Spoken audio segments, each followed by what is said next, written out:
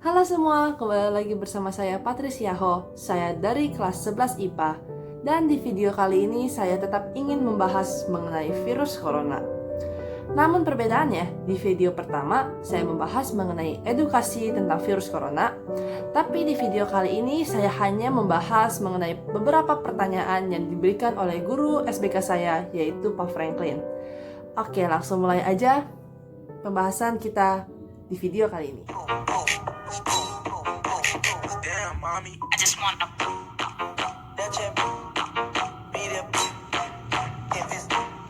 Untuk pertanyaan yang pertama yaitu apa perbedaan social distancing sama physical distancing? Sebenarnya perbedaannya itu hanya sedikit. Jadi kalau untuk social distancing ini dia lebih mengarah ke sosial. Jadi kayak komunikasi kita ke orang. Pokoknya menjalin komunikasi sama mereka lah. Misalnya maksudnya kayak kita ke teman kita, itu kita membatasi percakapan kita antara kita dan teman kita. Sedangkan physical distancing sendiri, kalau secara fisikal, artinya kita menjaga jarak dengan orang secara fisik. Kalau yang tadi secara sosial, secara kayak komunikasi dan lain-lain. Kalau misalnya fisikal, secara fisik. Jadi misalnya aku nih sama temanku, gak boleh terlalu dekat. Jadi harus menjaga jarak. Nah, di sini juga ulas sedikit ya. Jadi di WHO ini bilang kalau misalnya di pandemi corona ini, maksudnya lagi wabah-wabah corona begini, itu lebih bagus pakai istilah physical distancing dibanding social distancing. Kenapa? Karena yang bahaya itu justru kontak fisik kita antara yang satu dengan yang lain. Sedangkan secara sosial kita masih bisa gitu kayak komunikasi secara misalnya media sosial atau video call atau chatting juga masih bisa. Cuma bukan berarti makanya social distancing ini tuh masih kurang tepat untuk dipakai sebagai solusi. Jadi bisa dibilang secara sosial emang ada dibatasi, tapi dibatasinya ini tuh kayak pertemuan secara offline, kayak secara tatap muka langsung. Tapi secara online masih boleh. Jadi yang paling tepat untuk wabah corona itu sebenarnya physical distancing. Oke, untuk pertanyaan kedua, mengapa negara lain memilih untuk melockdown negara mereka, tapi Indonesia tidak?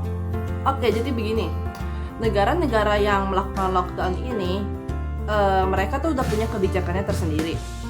Dan nggak semua negara bisa melakukan lockdown itu, karena dari saya sendiri ya, dari pengamatan saya sendiri, kalau misalnya kita lockdown satu negara, itu bakal banyak banget yang berubah. Apalagi terutama untuk ekonomi, pasti jauh menurun drastis. Seperti Cina memang mempunyai kebijakan lockdown itu sangat bagus, perlu aku respect. Tapi ada konsekuensinya itu ya dari ekonominya itu sendiri. Jadi kayak pemasukan kayak makanan dan lain-lain itu semakin berkurang. Dan juga ada contoh juga, itu Cina termasuk yang berhasil. Nah, untuk termasuk yang belum berhasil, berdasarkan referensi aku lihat salah satunya katanya India. Katanya belum mampu menghadapi COVID-19 dengan lockdown dengan baik. Artinya negara India ini tidak bisa menggunakan teknik lockdown ini karena bukan solusi terbaik untuk negara mereka. Termasuk Indonesia sendiri, kenapa tidak mau memilih lockdown? Sebenarnya untuk memilih lockdown sendiri nggak bisa gegabah kayak misalnya, ada pandemi corona terus langsung lockdown gitu aja, nggak bisa. Banyak aspek-aspek yang perlu dipikirkan di situ. Nah, makanya sampai sekarang solusi yang paling baik untuk kita semua itu cuman kayak social distancing atau physical distancing yang tadi saya bilang. Oh ya, sebenarnya ada tambahan lagi. Jadi kan emang lockdown ini terkenal ya, maksudnya cara yang populer digunakan oleh negara-negara untuk menghentikan wabah corona. Tapi bukan berarti cara lockdown ini itu adalah solusi terbaik untuk seluruh negara. Jadi kita harus perlu pikirkan kondisi negaranya ini seperti ini, kondisi masyarakatnya, dan lain-lain. Masih banyak aspek-aspek lainnya yang perlu kita pikirkan. Oke, untuk pertanyaan yang ketiga, bagaimana sih kalau misalnya lockdown, cara lockdown ini diterapkan di Indonesia. Wah, pasti kalau menurut saya sendiri itu pasti berpengaruh sekali, baik di aspek negara maupun aspek masyarakat. Kalau untuk yang negara ya saya bilang yang terutama itu kayak statistik yang ekonomi, pasti ekonominya jauh menurun drastis. Oke, kalau secara untuk masyarakat sebenarnya sama sih, yang aku lebih pikirkan itu kayak kondisi ekonominya.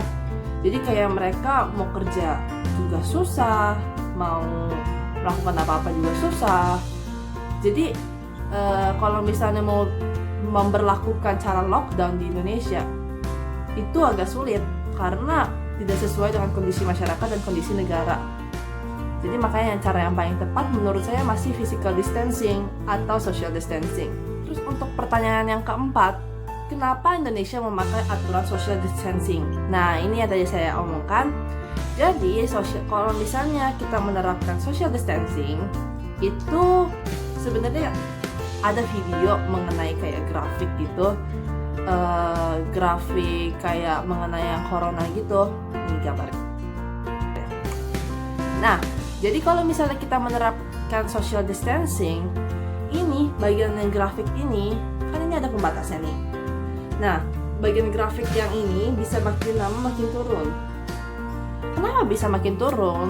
Maksudnya itu, jadi yang bagian batasnya ini kayak dari yang sini sampai yang ke bawah itu menandakan maksudnya pasien yang dikerjakan oleh tenaga medis. Sedangkan yang bagian atas ini yang rentan, yang berisiko kayak sakit parah atau dia meninggal atau bahkan yang tidak bisa ditangani oleh medis tersendiri. Nah, dengan maksudnya dengan menerapkan cara social distancing, grafik yang begini awalnya bisa lama-lama makin merendah. Jadi makin lama makin turun terus.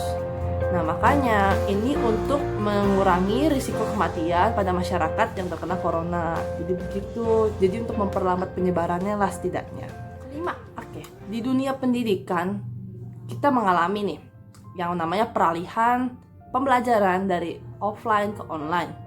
Bahkan untuk yang kelas 12 atau kelas 6 atau kelas 9 itu juga UN sudah ditiadakan. Gimana sih cara kalian menyikapinya?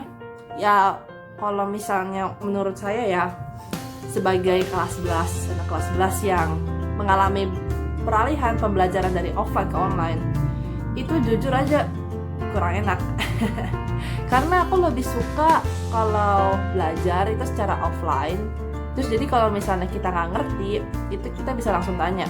Nah, sedangkan secara online sendiri, berdasarkan yang saya alami, itu jujur aja dari segi materi, beberapa pelajaran aku kurang bisa. Nah, karena udah offline-nya kurang bisa, terus diikutin ke online, jadi kayak susah untuk mencerna materi-materi yang ada.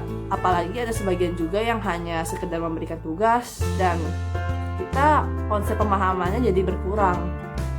Cara menyikapinya sendiri sih ya kita jalani aja, karena ini juga bukan kejadian yang kita harapkan gitu. Wabah corona siapa sih yang mau? Nah, jadi ya cara menyikapi kita ya jalani aja, belajar apa yang ada, masih bersyukur kita masih bisa belajar gitu walaupun di rumah, walaupun stay at home and still in quarantine. Untuk yang UN sendiri, kalau misalnya seandainya saya angkatan 2020, ya mungkin kalau misalnya saya udah kelas 12, saya bakal belajar. Udah belajar capek-capek, UN, mungkin kecewa ya. Karena udah belajar mati-matian juga, mungkin udah belajar materi, tiba-tiba nggak jadi. Tapi sebenarnya nggak perlu kecewa atau apapun, karena ilmu yang kalian pelajari saat ini, yang kalian sudah pelajari waktu kayak tryout atau simulasi dan lain-lain, itu mungkin aja nggak berguna untuk hari ini, tapi mungkin berguna untuk esok harinya.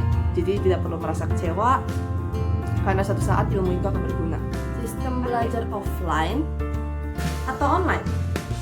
Jujur, aku lebih suka yang offline.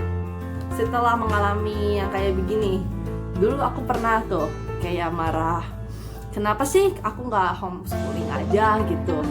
Kenapa sih aku nggak belajar sendiri aja, atau aku belajar dari tempat lain aja? Jadi kayak nggak perlu lah sampai sekolah. aku ya setelah mengalami kayak gini, aku ngerasa sih baru ternyata lebih enak kalau misalnya belajar itu secara tatap muka atau secara langsung. Kalau secara online ternyata masih kurang efektif, persiapannya masih kurang. Jadi saya jujur lebih suka sistem belajar offline, karena kalau misalnya saya nggak ngerti apa-apa atau maksudnya ada materi yang kayak aku kurang mengerti atau ada yang masih janggal, itu masih bisa aku tanya langsung ke guru. Kalau secara online ya pastinya lebih lambat responnya daripada yang offline. Jadi menurut saya begitu. Oke, jadi segitu aja video kedua saya. Semoga bermanfaat bagi kita semua. Untuk mendapat pendapat saya tadi, mohon maaf bila ada yang kayak tersinggung atau bagaimanapun, tapi ini jujur, ini pendapat saya sendiri. Dan kalau misalnya ada pendapat lainnya, silakan, saya respect. Oke, terima kasih telah menonton. Semoga berguna bagi kita semua. Sampai jumpa di video selanjutnya. Dadah!